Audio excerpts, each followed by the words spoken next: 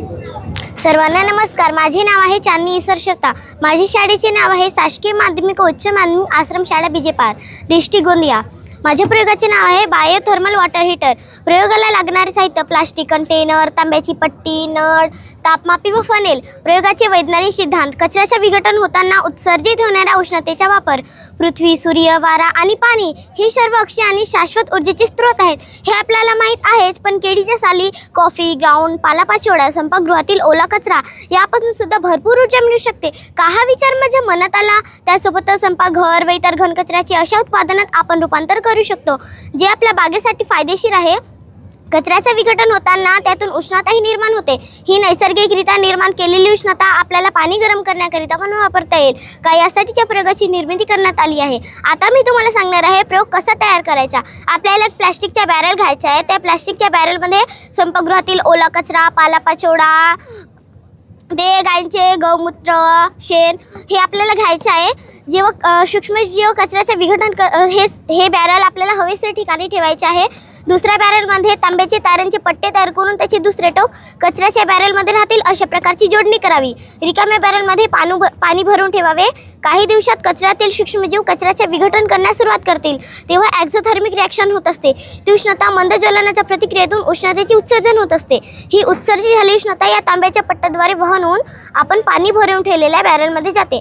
तेव्हा पाणी गरम होते। गरम झालेले पाणी अंघोळीसाठी वापरता येईल। तसेच विघटित झालेला कचरा आपल्याला परसबागेसाठी किंवा शेतीसाठी कंपोस्ट खत म्हणून वापरता येईल। आता मी तुम्हाला सांगणार आहे प्रयोगाचे फायदे। पहिला, ओल्या कचऱ्याचे उत्तम व्यवस्थापन केले जाईल।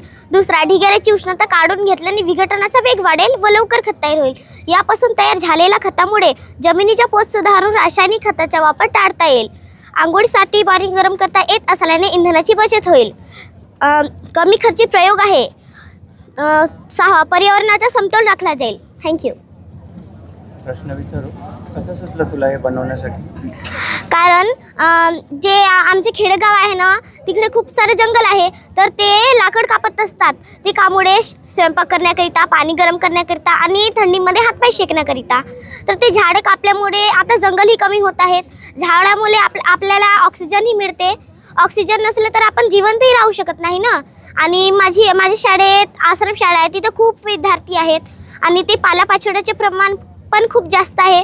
यामुळे जे पालापाचोळा आहे त्यामुळे त्याला आपण गोळा केला, त्यातून उष्णतेने आपण पाणी गरम करू शकतो आणि ते जे खत तयार होते त्याला आपण शेतीसाठी किंवा परसबागेसाठी कंपोस्ट खत म्हणून वापरू शकतो। कुठल्या शाळेत आहे ग? आश्रम शाळा बिजेपार।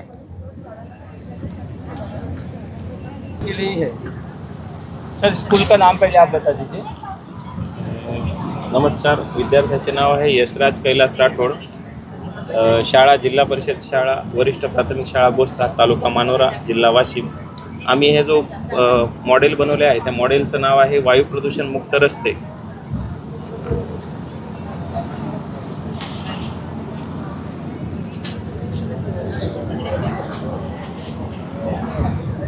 इसके लिए जो साहित्य जे लागले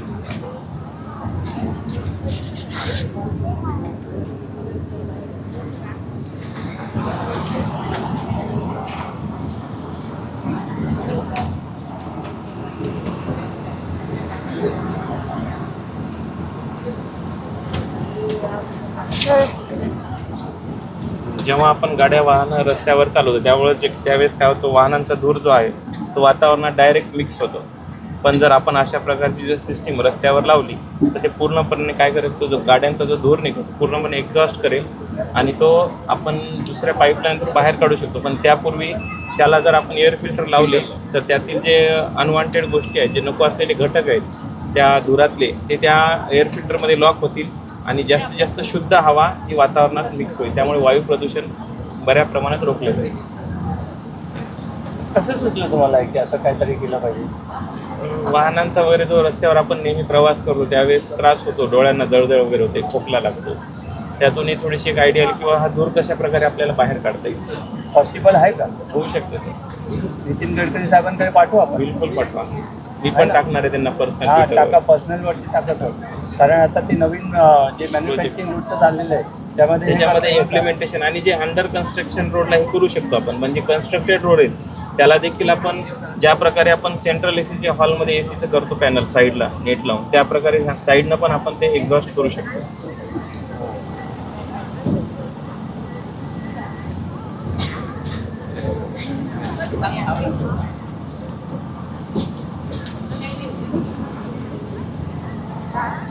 आप सर इस बच्चे को यहाँ ला के इसका उत्साह बढ़ा रहे हैं. वही हमारा काम है सर.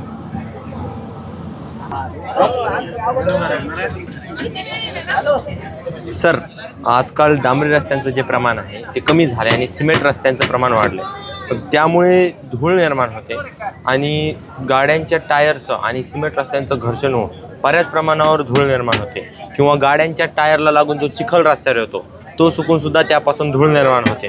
मग या धुळीमुळे काय होते तर विविध प्रकारचे फुफ्साचे आजार, तसेच जे ज्येष्ठ नागरिक आहेत त्यांना दमा, अस्थमा, खोकला यासारखे आजार होतात, किंवा ही धूळ हवेतील बाष्पासोबत मिसळून धुके किंवा धुरके निर्माण करते, ज्यामुळे वाहन चालकांना नीट दिसत नाही आणि अपघाताचा धोकासुद्धा होऊ शकतो.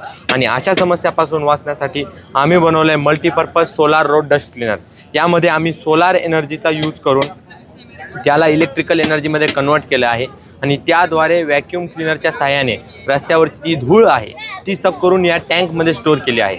आता जी मायक्रो डस्ट राहते त्यासाठी आम्ही याच्यामध्ये वॉटर स्प्रेसुद्धा अटॅच केले आहेत, ज्यामुळे पाण्याच्या फवारेद्वारे संपूर्ण जी धूळ आहे ती शांत होईल. आता राहिला प्रश्न सॉलिड वेस्ट म्हणजे घन कचऱ्याचा, त्यासाठी आम्ही हा रोटर बसवला आहे जो की अँटी क्लॉकवाईज डायरेक्शनमध्ये रोटेट करून रस्त्यावरचा जो सॉलिड वेस्ट आहे तो रस्त्याच्या एका कडेला आणतो आणि जमा करतो. आता तो कचरा एका बाजूला त्याचं ढीग करण्यासाठी आम्ही याच्यामध्ये एक फोल्डेबल वायपर यूज केलेला आहे, ज्यामुळे जो कचरा आहे त्याचे ढीग तयार होतात.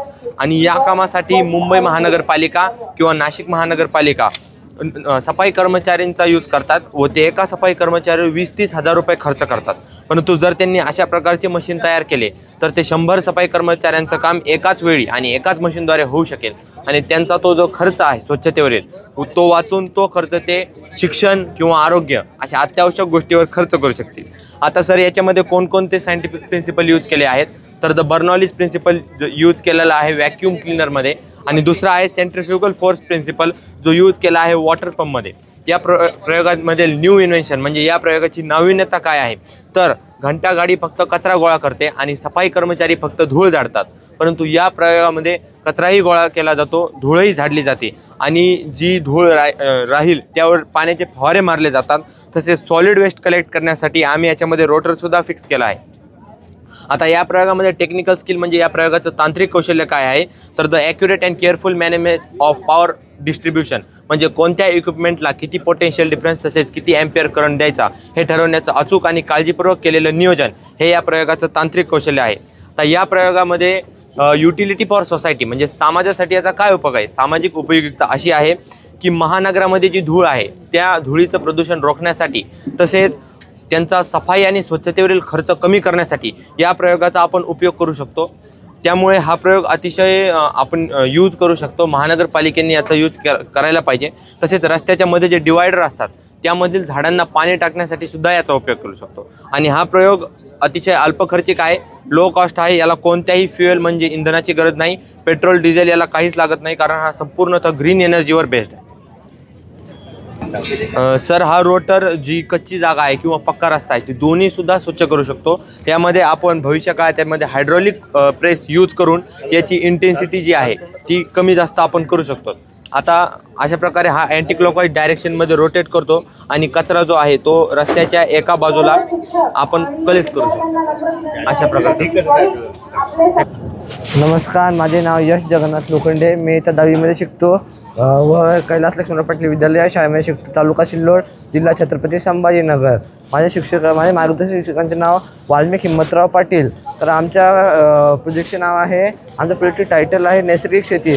तर आता आपल्या सर्वांना माहीत आहे की आपण ग्रामीण भागामध्ये शेती करू शकतो, कारण की आपल्याकडे ग्रामीण भागामध्ये खूप सारे लँड्स व जमीन शेतकरी उपलब्ध आहे, परंतु आता आपण शहरामध्ये शेती कशी करणार, शहरामध्ये शेती करण्यासाठी आपण काय करायला हवं ते आम्ही या प्रोजेक्टमध्ये दाखवलेलं आहे. आता आपल्या माहिती आहे आपल्या शहरामध्ये कॅन्सरचं व इतर डिसीजचं प्रमाणही खूप वाढतं आहे. ते कशामुळे, कारण की तेथील लोकांना एकदम प्युअर व्हेजिटेबल्स मिळत नाही, ऑर्गॅनिक व्हेजिटेबल्स मिळत नाही. जे व्हेजिटेबल्स मिळतात ते प्युअर केमिकल किंवा फर्टिलायझर युटिलायझेशनपासून तयार झालेले असतात.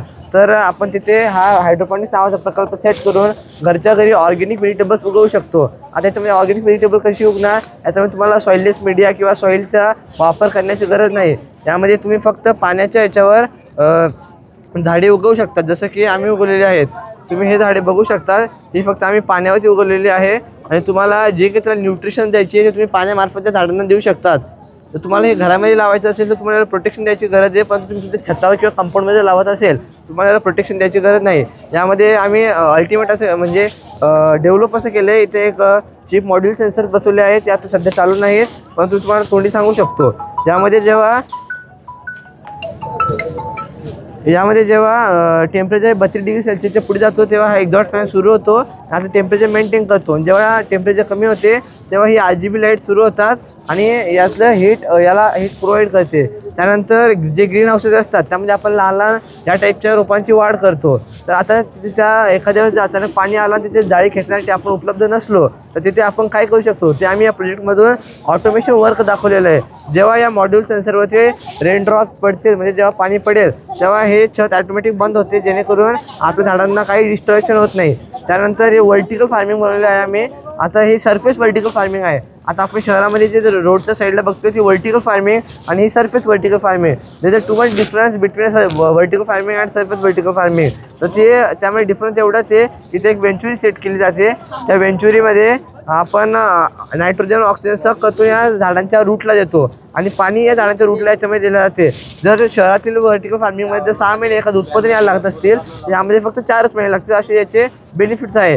त्यानंतर आम्ही हे जे मॉडेल बनवले आहे ते आहे सोलार ट्रॅकर. आता आपल्याला माहिती आहे, आता आपल्याला जे सोलार उपलब्ध आहे ते फक्त वन साइडेड असतात. समजा आपण ईस्टला सेट केले ईस्टलाच असतात, परंतु हे तसं नसून ज्या साईडला सन मूव्ह होतो त्या साईडला हे मूव्ह होते. जसं की आता मी जेव्हा या साईडला शॅडो टाकेल तेव्हा त्याच्या अपोजिट साईडला मूव्ह करते, जेव्हा या साईडला शॅडो टाकेल तेव्हा त्याच्या दुसऱ्या अपोजिट साईडला मूव्ह करते, जेणेकरून याची 25 ते 30% इफिशियन्सी वाढते आणि जास्तीत जास्त ऊर्जा आपण निर्माण करू शकतो. आणि ती ऊर्जा आपल्या शेतकऱ्यांना शेतीमध्ये कामा येईल किंवा शहरातील लोकांना हीटर वगैरे यूज करण्यासाठी हे कामा येईल. याच्यामुळे आपण आपल्या घरातील ऊर्जाही डेव्हलप करू शकतो. जर तुम्हाला काही क्वेश्चन असेल तर तुम्ही विचारू शकता. कसं सुचलं तुला हे की बनवण्यासाठी हा प्रोजेक्ट? सर आता माझे भरपूर सारे नातेवाईक हे शहरामध्ये राहतात, त्यांना अडचण काय येते की आम्हाला ऑर्गॅनिक व्हेजिटेबल्स मिळत नाही. जर आम्ही तिकडे आज माझे वडील शेतकरी आहेत, जर आम्ही माझ्या मावशीकडे वगैरे गेलो ते म्हणतात तुमच्या शेतातून काही भाजीपाला तोडून आणाल तर आम्हालाही आणसाल. तर त्यामुळे मी म्हणलं शहरातील लोकांसाठी काहीतरी करायला हवं. तुम्हाला काही इन्फॉर्मेशन लागत असेल त्या QR कोडला स्कॅन करून तुम्ही घेऊ शकता. Thank you so much.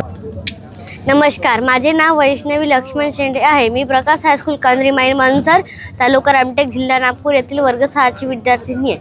माझा जो प्रोजेक्ट आहे माझ्या प्रोजेक्टचे सहाय्यक कुमारी सुचिता बिरोले मॅडम.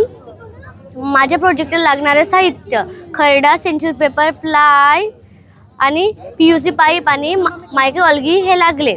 आजच्या धकाधकीच्या जीवनात लोकसंख्या वाढीच्या कारणामुळे वाहतूक वाढली आणि जागोजागी आपल्याला ट्रॅफिक जाम व वाहतुकीची गर्दी दिसते. याचे परिणाम म्हणजे वायू प्रदूषण होत आहे. यावर उपाय म्हणजे ट्रॅफिक जामवर नियंत्रण मिळवण्यासाठी मोठ्या शहरात मेट्रो ट्रेनचा उपयोग करत आहोत.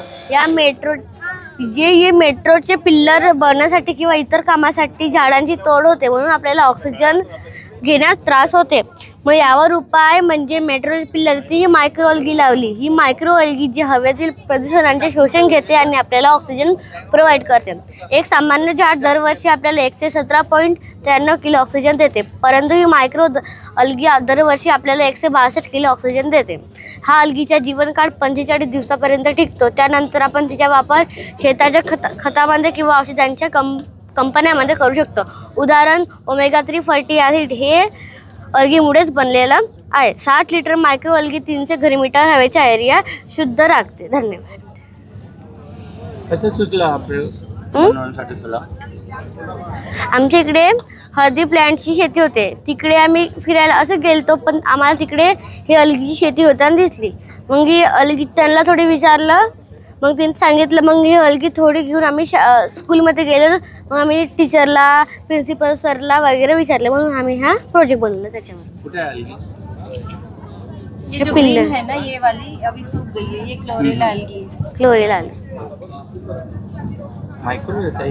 हाँ, माइक्रो, ये यानी जीवंत सूक्ष्म जीव है, माइक्रो ऑर्गेनिज्म है. क्योंकि अभी मुंबई और नासिक और पूना में जो है वो इस तरह के प्लांट यूज़ कर रहे, जगह जगह पे लगाते हैं ताकि नागपुर एयरपोर्ट साइड में वो जो पिलर्स है वहाँ पे माइक्रो अलगी लगाई है और इसका प्रयोग चालू है.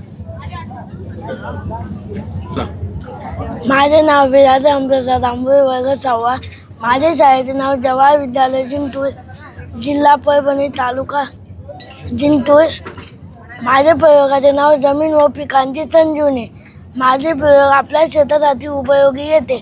हे आपल्या शेताच्या पिकांची वाढ चांगली होती व आपल्या पिकांची माती चांगली होती व सजीवावरही दूध परिणाम नाही होत.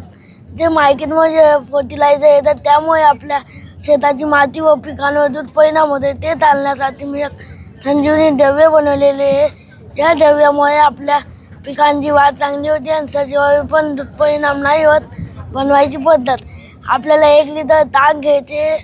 ताक नसेल तर नाचलेले दूध, 10 अंडे खराब किंवा चांगले आणि गुळाचे पाणी घ्यायचे 50 ग्राम.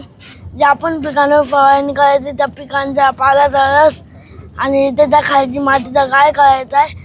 आपल्याला याच्यात टाकून 10 दिवस आंबवायचे, 10 ते 12 दिवस आंबवायचे. नंतर आपल्याला आपल्या शेतात फवारणी केल्यावर आपले जे आळ्या आहे त्या पण मरतात आणि आपल्या पिकांची वाढही चांगली दिसते. आणि जे ताकामधले लॅक्टिक ॲसिड आहे त्यामुळे आपल्या लायझोबियम ॲक्टिव्ह होतात आणि आपल्या मातीला चांगले बनवतात.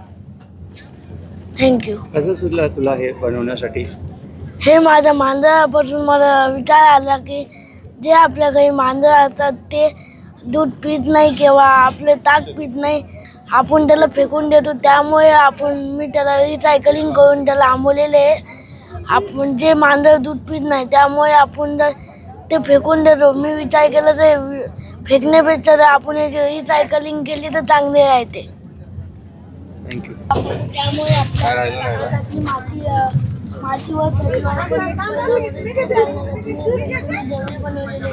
या द्रव्यामुळे आपल्या शेताची माती चांगली पण वाढ होते आणि सजीवावर परिणाम नाही होत आणि याची खबरदारी बनवण्यासाठी आम्ही हे केलेली आहे.